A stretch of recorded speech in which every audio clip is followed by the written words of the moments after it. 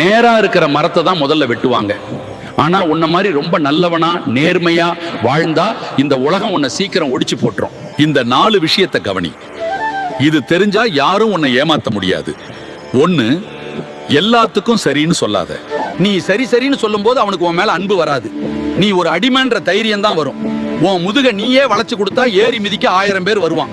2, உன் கையிருப்பு எவ்வளவுன்னு பெத்த தாயா தவிர வேற யாருக்கிட்டையும் சொல்லாத. காசு இருக்குன்னு தெரிஞ்சா கடன் கேட வருவான், இல்லன்னு தெரிஞ்சா கேவலமா பார்ப்பான். உன் பர்ஸ் கனமா இருக்கட்டும், ஆனா உன் வாய் மூடியே இருக்கட்டும். 3, அதிகமா பாசம் காட்டுற இடத்துல தான் அதிகமா மிதி வாங்குவோம். சக்கரை அதிகமா இருந்தா எறும்பு மட்டும் இல்ல வியாதியும் வரும்பா. அளவுக்கு மீறின பாசமும் அக்கறையும் மத்தவனுக்கு உன் மேல இருக்கிற மரியாதையை குறைச்சோம்.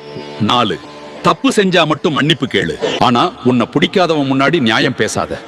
அவனுக்கு உன் விளக்கம் தேவையில்லை, உன்னோட வீழ்ச்சி தான் வேணும். அங்க மௌனமா இரு. உன் வளர்ச்சி அவனுக்கு பதிலடி கொடுக்கட்டும். நல்லவனா இரு, ஆனா ரொம்ப நல்லவனா இருக்காத. புரிஞ்சிருக்கும்னு நம்புறேன்.